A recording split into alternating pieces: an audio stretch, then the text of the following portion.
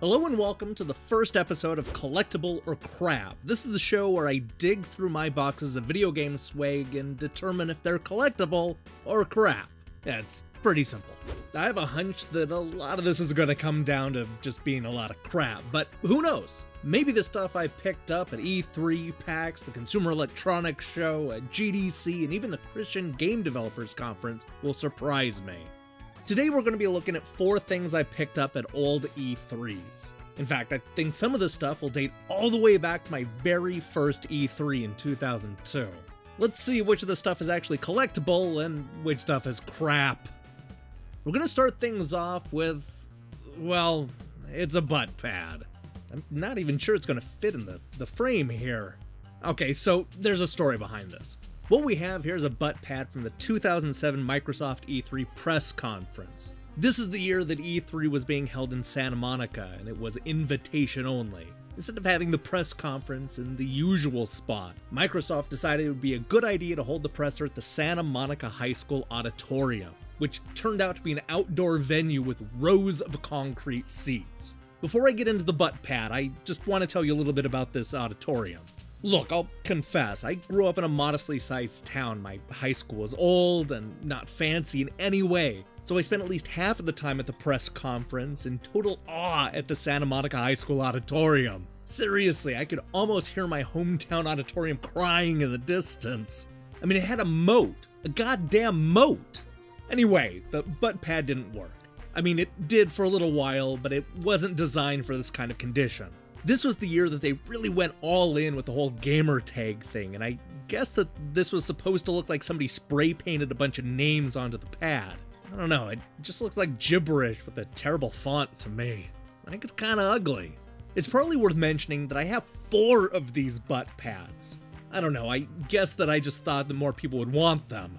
Considering the unfortunate design and the fact that I can't get rid of them, I'm gonna say that this Microsoft E3 2007 media briefing butt pad is crap. On the topic of press conferences, let's see what kind of swag Sony was giving out. Instead of giving us unfortunate butt pads, we got this fancy pen for taking notes. This was, it was either 2004 or 2005, I forget. But it was at a time where we weren't exactly live tweeting on smartphones, I can tell you that much. So I know what you're thinking. Why is this fancy? And the answer to that is because it has that PlayStation 2 logo on it. Oh, and it also lights up.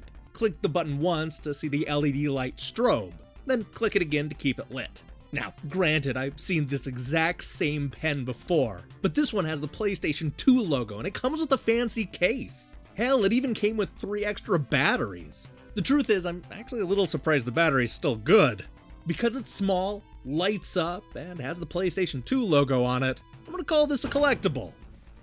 Oh god, this is not gonna go well.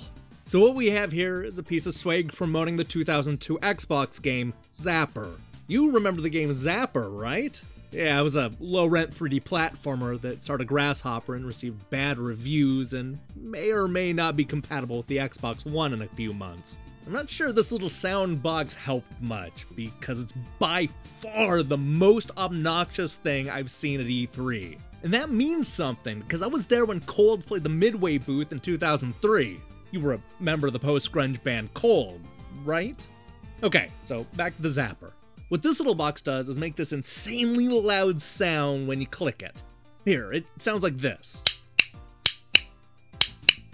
Except that's nothing, because it's even louder in person. You can hear it through the walls and in loud convention centers. If you ever need to find somebody at a Cold concert, you could probably use this. I'm serious, guys. Cold was a real rock band. They had hits and like 5 albums. They're still around. You know what? Zapper's crap. Both the game and this stupid little clicker box. I love Shinobi, and I love drinking water in order to stay alive and not die of thirst. So you would think that the Shinobi coaster would be just the kind of thing I would love, but I don't. I mean, I love that it's in the shape of a throwing star and that it doesn't say Sega anywhere on it, but this may be the single worst coaster I've ever seen. Look, it's impossible to put your drink on this thing because the shape is incompatible with the way that cups are built. There are so many edges that it not only makes it easy, but statistically likely that you'll knock the glass over and make a mess. I've tried a wide range of containers and none of them work with this thing. But at least it looks cool and is nice and soft. I mean, I've gotten more use out of throwing it at people than keeping my desk safe from drink sweat. As a coaster, it's crap. However, as a cool piece of Shinobi swag, I'd say it's a collectible. I guess it depends on how full your cup is. So here's the part of the show where you let me know if the swag in this episode is collectible or crap. Let me know in the comments below if I got it wrong or if I got it right. I have literally hundreds of these weird trinkets from video game conventions, so I'm thinking about pumping out more of these episodes. There's a lot of fun history in some of this convention swag.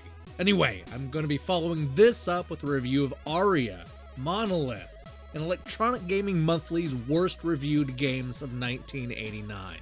We have a packed week that may just include a little wipeout. So do me a favor and click the subscribe button and support what we're doing here. Until then.